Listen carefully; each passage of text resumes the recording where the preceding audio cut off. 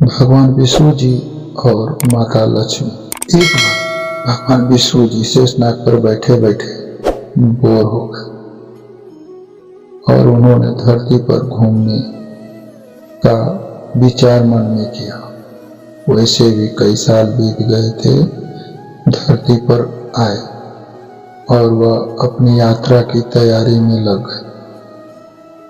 स्वामी को तैयार होता देख कर लक्ष्मी माँ ने पूछा, आज सुबह सुबह कहाँ जाने की तैयारी हो रही है? विष्णु जी ने कहा, हे लक्ष्मी, मैं धरती लोक पर घूमने जा रहा हूँ। तो कुछ सोचकर लक्ष्मी माँ ने कहा, हे देव, क्या मैं भी आपके साथ चल सकती हूँ?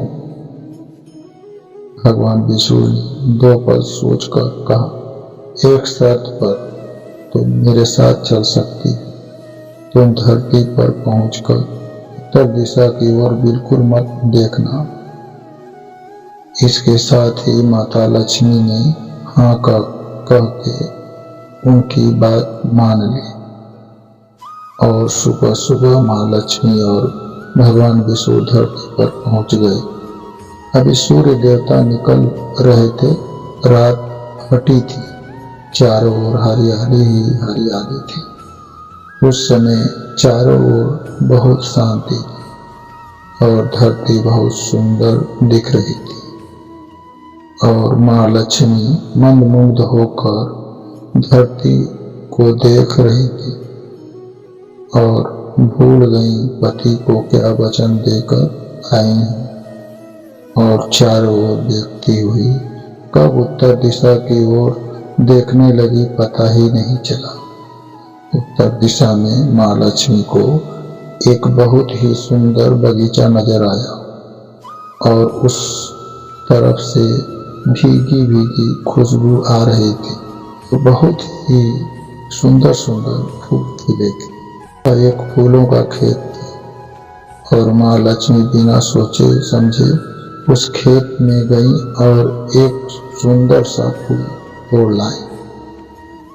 लेकिन यह क्या, जब माँ लक्ष्मी भगवान विष्णु के पास वापस आई तो भगवान विष्णु की आंखों में आंसू थे और भगवान विष्णु ने माँ लक्ष्मी को कहा कि कभी भी किसी से बिना पूछे उसका कुछ भी नहीं लेना चाहिए और साथ ही अपना वचन भी याद दिलाया। माँ लक्ष्मी को अपनी भूल का पता चला तो उन्होंने भगवान विष्णु से इस भूल की माफी मांगी।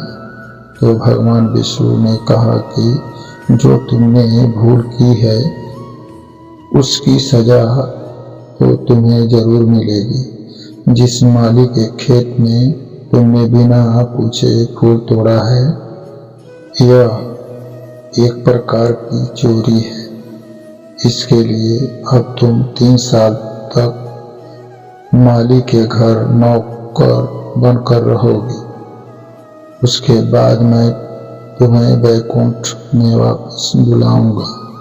माँ लक्ष्मी ने चुपचाप सर झुकाकर हाँ कर दी।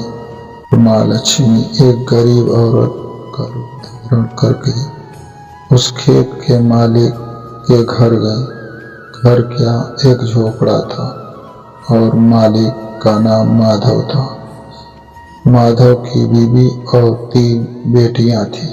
सभी उस छोटे से खेत में काम करके किसी तरह से गुजारा कर रहे थे। माँ लक्ष्मी जब एक साधारण और गरीब औरत बनकर जब माधव के झोपड़े पर गईं तो माधव ने पूछा, बहन तुम कौन हो और इस समय तुम्हें क्या चाहिए? तब माँ लक्ष्मी ने कहा, मैं एक गरीब औरत हूँ, मेरी देखभाल करने वाला कोई नहीं।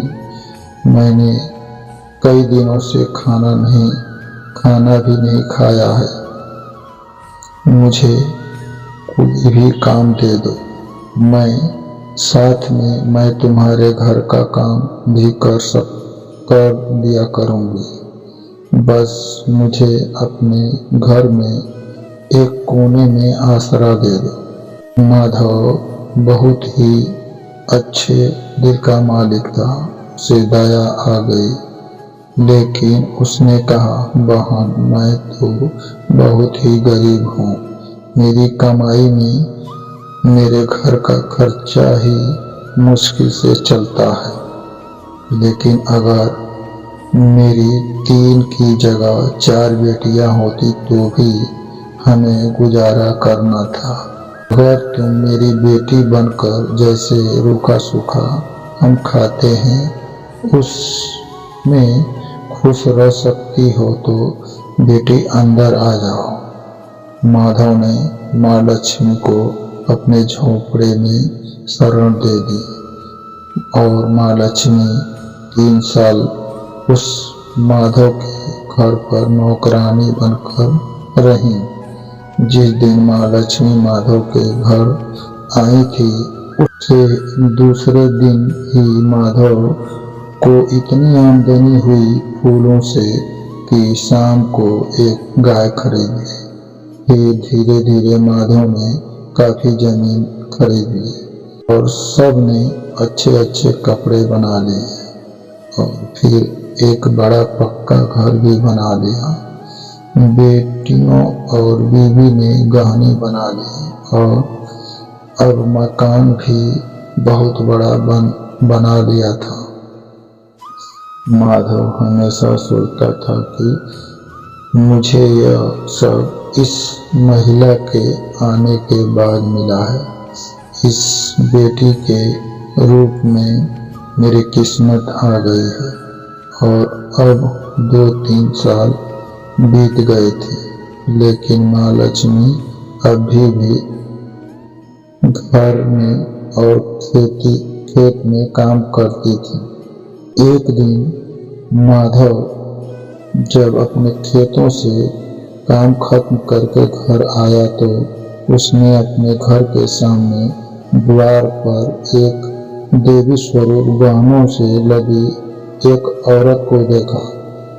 ध्यान से देख कर पहचान गया, अरे यह तो मेरी मुंह बोली चौथी बेटी यानी वही औरत है। और पहचान गया कि यह तो माँ लक्ष्मी है। अब तक माधव का पूरा परिवार बाहर आ गया था। सब हैरान होकर माँ लक्ष्मी को देख रहे थे।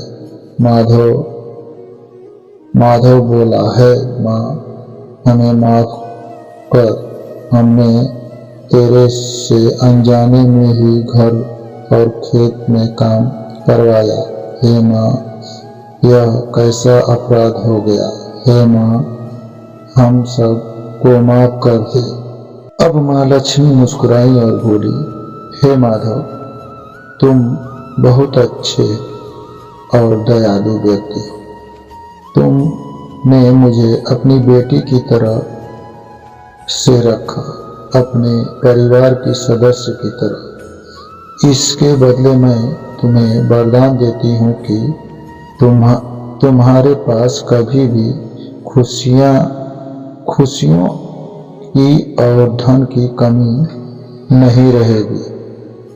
तुम्हें सारी खुशियाँ मिलेगी जिसके तुम हकदार हो।